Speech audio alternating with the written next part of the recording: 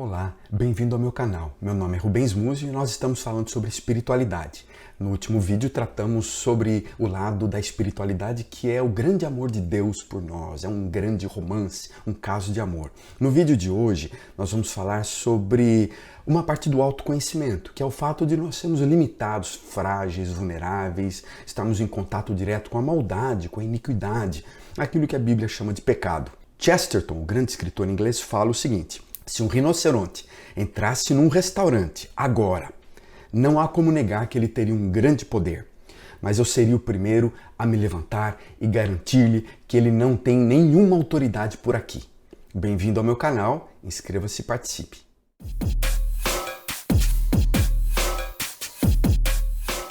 Por que eu falei sobre o rinoceronte?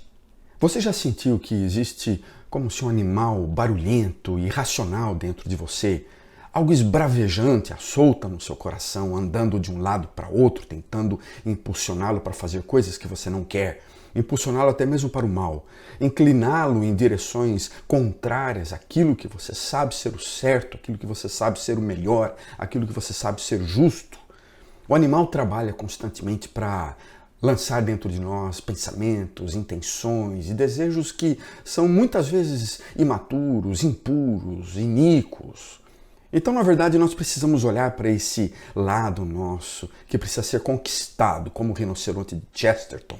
É difícil controlar, é difícil dominar, é difícil manipular, é difícil controlar essa voz interior da maldade, esse diabinho no nosso ombro que tenta usurpar o nosso coração. Isso a Bíblia chama muitas vezes de pecado, que a gente tem que se levantar contra ele e dizer: você não tem autoridade sobre mim. Você já sentiu às vezes como se o Dr. Jekyll, o médico e o monstro, o Mr. Hyde, estivesse vivendo dentro de você e você sente essa obra do Robert Stevenson retratando claramente as duas personalidades, uma boa e uma má, existentes dentro da mesma pessoa? E o impacto daquela obra realmente foi a inspiração de vários filmes e peças teatrais, tornando-se muito comum no linguajar inglês dizer o Dr. Jekyll e o Mr. Hyde, se referindo a uma pessoa que moralmente ela se distingue numa situação e noutra. O que é pecado? Pecado é algo fora de moda, a gente sabe disso, né? Porque é muito mais fácil a gente retratar sobre autoajuda, uma pregação motivacional, positiva, a gente falar sobre prosperidade, a gente falar sobre festas, entretenimentos, tirar um selfie bem legal e publicar no nosso Instagram, do que a gente falar que há uma maldade, algo dentro de nós que não está correto, que é enfermo, que infecta o nosso coração com uma série de sentimentos ruins. Quando a gente pensa no primeiro capítulo da Bíblia, em Gênesis, capítulo 3, que retrata justamente sobre as origens do pecado. Aquele ato de Adão e Eva revela pelo menos 10 marcas que destacam o que significa o pecado. Uma delas é a incredulidade. Deus falou no texto que eles morreriam no dia em que eles provassem da árvore do conhecimento do bem e do mal.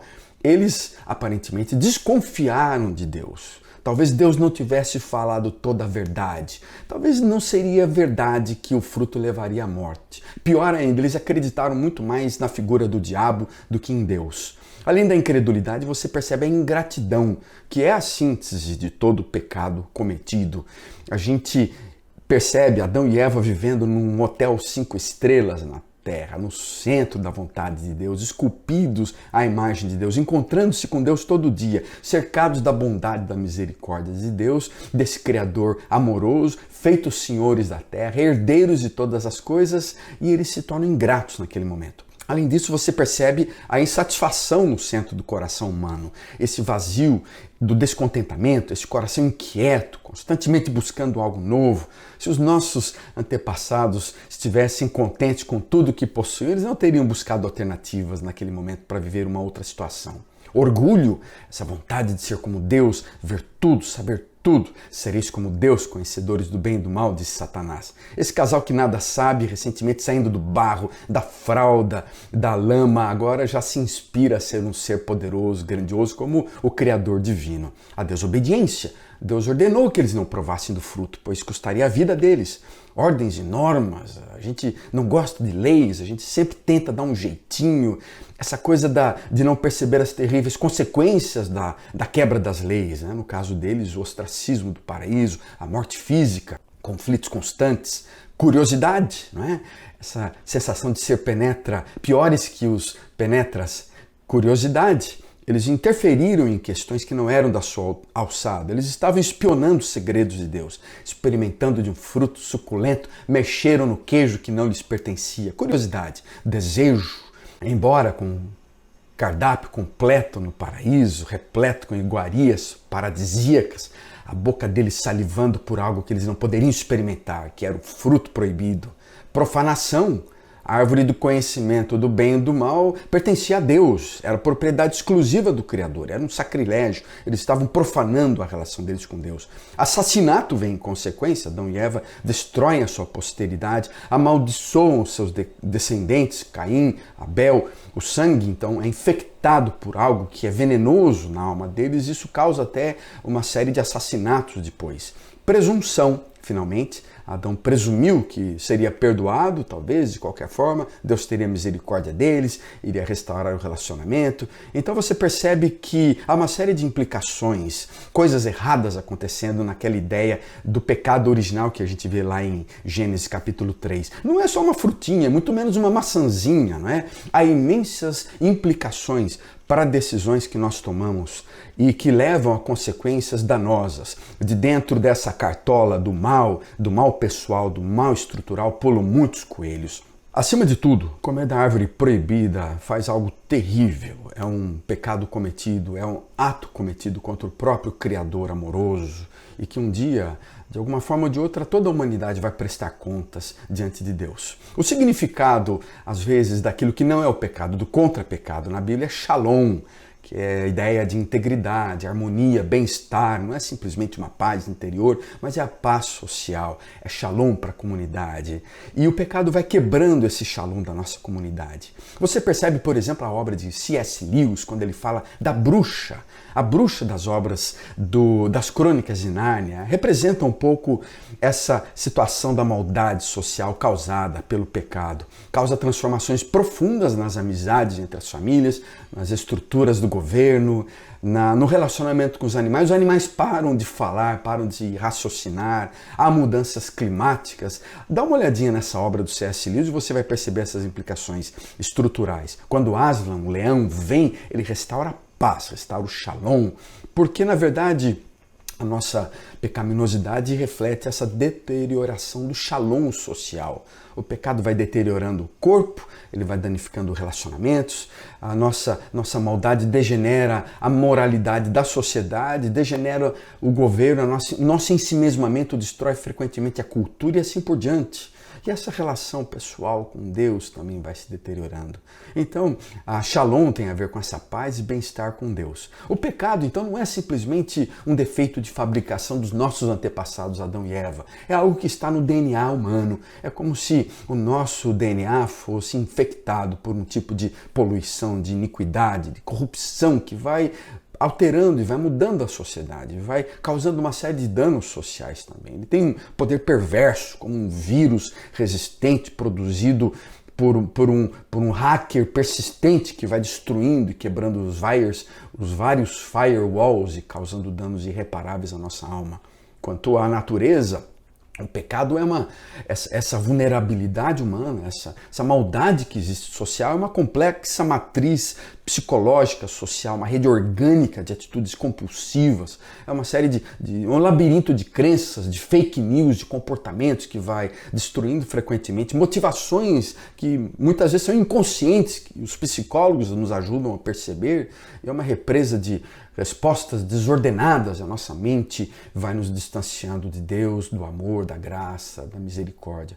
Você sabe que é muito mais fácil a gente sentar na frente de uma TV, comendo uma pipoca manteigada, assistindo um filmão de Hollywood, do que a gente parar para orar, ler a Bíblia, pensar em Deus, conversar com Deus por alguns minutos, né? A gente se enrola no nosso sofá com uma série de programas banais, uma série de redes que nos levam muitas vezes a nada, e a gente tem dificuldade para gastar simplesmente 5 minutos para poder orar o Pai Nosso, falar com Deus, conversar com o Criador. O pecado é como uma doença infecciosa que vai atacando o nosso sistema imunológico, vai infeccionando o nosso organismo, infeccionando o organismo social, causando uma série de misérias, iniquidades, ambições, invejas, cobiças, sensualidades, infelicidades na alma. Uma coisa é ouvir a notícia de que Há uma doença como Covid que causa deficiências no sistema imunológico, desenvolve várias implicações, compromete o sistema nervoso, os pulmões, provoca febre, provoca emagrecimento, causa uma série de problemas e mata muita gente. Outra coisa é ouvir do médico: você está com Covid. Eu passei por isso, eu sei justamente o que é essa sensação de que aquilo contaminou o meu organismo. Assim é importante a gente fazer um exame profundo da nossa vida e ter consciência da nossa enfermidade, de que algo que nos infecciona, algo que nos faz pessoas vulneráveis, mas também pessoas pecaminosas. E precisamos encontrar a cura em Jesus Cristo. A espiritualidade cristã fala dessa necessidade de olhar para Jesus, para a vida de Cristo, para a morte de Jesus na cruz, para a ressurreição dele. Como o câncer começa na medula óssea, a gente tem que matar partes do paciente para salvá-lo. Quando o médico fala para você fazer quimioterapia para lidar com a raiz da iniquidade, ele vai lá destruindo a medula óssea até mesmo, com a radiação, substituindo com uma medula saudável. Quando o paciente sobrevive, ele tem um caminho longo, difícil pela frente. Precisamos substituir o nosso coração com a presença, com o sangue de Jesus, com o propósito da morte de Cristo, com a própria pessoa de Jesus, como aquele que pode vir restaurar nosso interior, transformar a nossa vida, nos encher de força, de alegria, nos dar aquela força, aquele socorro que nós precisamos. E a gente pode chegar para ele e falar: Senhor, a minha alma é como um deserto, uma caverna frequentemente cheia de dragões, de sombras. Eu tenho rosto de médico, de Dr. Jekyll, mas o meu coração às vezes está cheio do monstro, do Mr. Hyde. Estou contaminado às vezes com uma doença infecciosa. Eu vejo a minha sociedade contaminada com essa doença infecciosa. Eu pratico o mal que eu não quero. Eu faço promessas e quebro.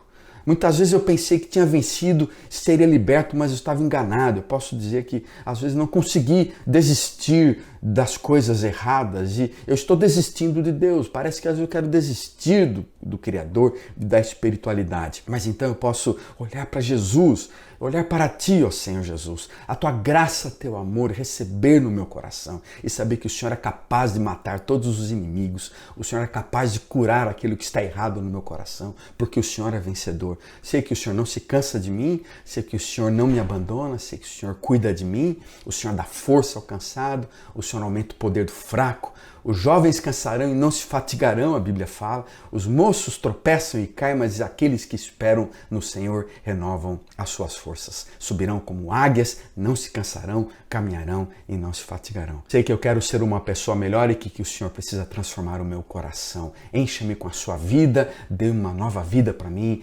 trate do meu coração, cura-me, Senhor.